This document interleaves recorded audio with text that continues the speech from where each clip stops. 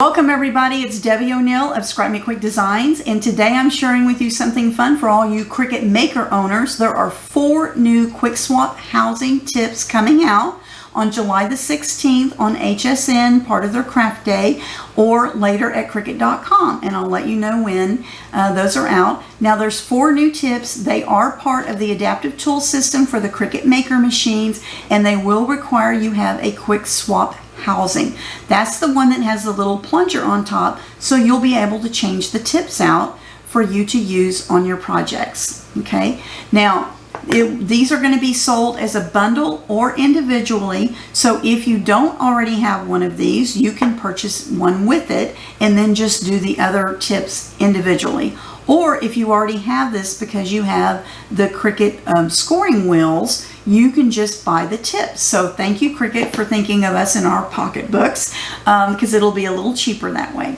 All right, so the things you need to know, what are the 4 tools, right? The first one is a Wavy Blade. The Wavy Blade is gives you a nice gentle wave. The perforation tool is going to let you be able to do like tear tabs and coupon books and things like that with a nice clean tear away. And then there's the debossing tool. Now the debossing tool is going to do an indentation into your material and give you a really nice relief on that material. And the great thing about debossing is that it's going to allow you to use any shape that you want. So you're not tied to a folder and a manual die cut machine.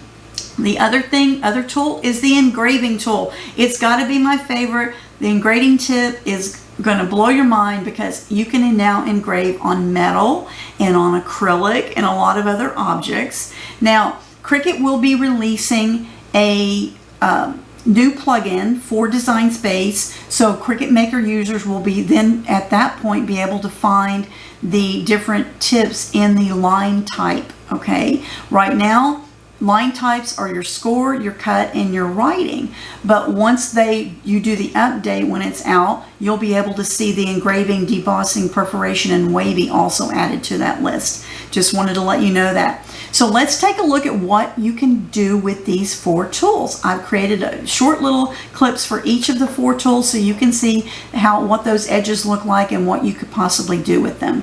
Okay, so I'm going to show you some samples using the fine debossing tip. Now remember, this is going to make an indentation on your material. So look how beautiful this looks on the Cricut True brushed paper. So that'll give you an idea of what it's going to look like.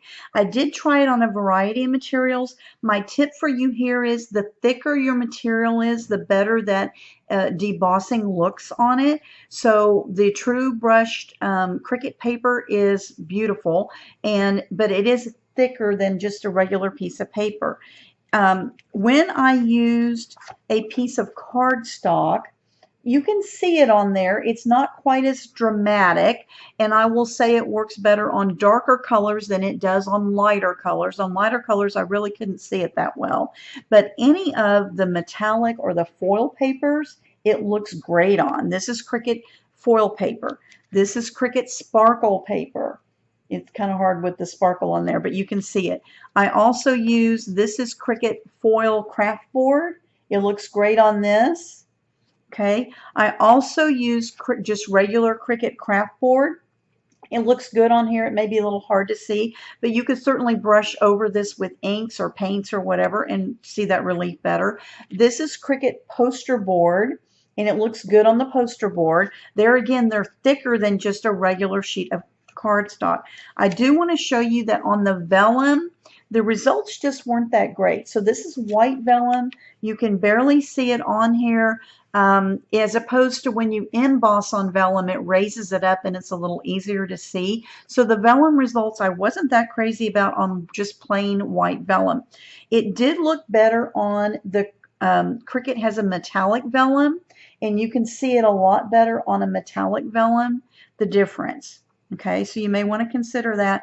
This is one that I did on a dark vellum that's a metallic bronze kind of color, and you can see it's very subtle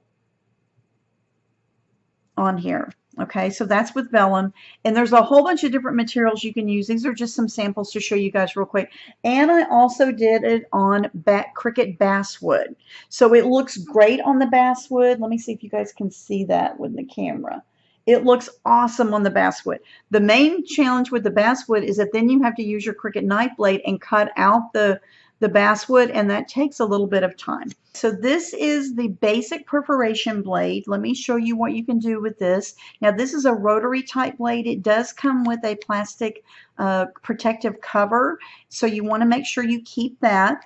And this is what I have done with it so far. So I wanted to make this little coupon book to give a girlfriend that is pieces that are in Design Space. Now these pieces I made using Print and Cut, but the actual ticket coupons are made of cardstock, okay? And they come with a score on it already, but when you go to tear this off, you get this kind of jagged edge. It doesn't look great, and it was really hard to tear this off. But with the perforation blade, I was able to change the line type on this to perforation, so it made a nice clean perforation line, and I was easily able to tear this away, and it gives you a nice clean edge. So that's one thing the perforation blade can do. The other thing was I wanted to make a little gift card holder. Okay, so this is the front of a gift card holder that I made in Design Space, and on the back of it I was able to make a pull tab. Okay, and I have a tutorial video to show you guys exactly how to do this. But then I could add this piece to the back of my card, put a card in here, and then put this on the back, and then my recipient can then just use that pull tab and pull this off and get their gift card out. Okay, so that's another thing you can do, is make things like this. So I want to show you what the Wavy Blade can do. Now this is showing a package that has the Wavy Blade already with the quick swap housing. So you'll be able to either buy the tip if you already have the quick swap housing, or you can buy the whole thing. So I just wanted to show you guys that.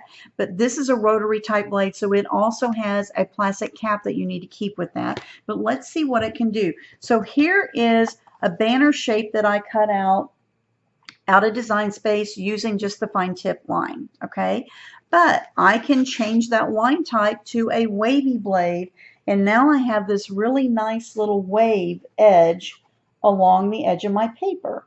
Okay, so it just adds a little more oomph to it. This is a layer piece that goes on this banner. I also use that as a wavy blade. Okay, so you can use the wavy blade on a lot of different materials. But what I wanted to mention about the Wavy Blade is, because of the nature of the blade and because it is a rotary blade, it's not going to always cut the wave exactly the same every single time on different layers of your material. So while I may be able to match up my wave here at the bottom of my banner piece, up at the top it's not lining up because of the way the blade cut the wave at the top. So that's the only thing about the Wavy Blade that I noticed that I really wanted to point out. Now it looks beautiful on felt. Okay, so here's just a plain felt piece cut with the regular blade, but with the Wavy Blade you can see how much it just adds a little more dimension and a little more fun to it. It looks great on the leaves in particular. So the Wavy Blade does that. I also tried it on some lettering. So this is the Varsity font in Design Space, and so it looks great on the letters. Okay, it looks really great, and this is the Cricut Sparkle paper, and then this is the background shape, right? So look how pretty that is. It looks just really cool, right? But what I wanted to point out again was that this was since it's the Varsity font, there's a background and then there's a top layer. I cut both using my Wavy Blade, but what happens is that they do not match up. The waves do not match up, so my top wavy piece does not match up with my bottom layer. Okay, and that's just the nature of the blade. So you need to think about that when you're using the Wavy Blade. But other than that, it's super cool. There's a lot of different materials you can cut with it, and I hope you enjoy using the the Wavy Blade. Okay, and my favorite tip of all of them has to be the engraving tip, because it allowed me to do a couple of really cool things I really cannot wait to show you. So I use that I'd Rather Be Crafting image that's in Design Space and a 1/16 inch acrylic piece. Now you cannot use the engraving tool on glass, so remember that, but you can certainly use it on acrylic. Just make sure that it fits the specifications to be able to use in your Cricut Maker. But this 1/16 worked out great, and I'll give you a link to where I purchased this on Amazon.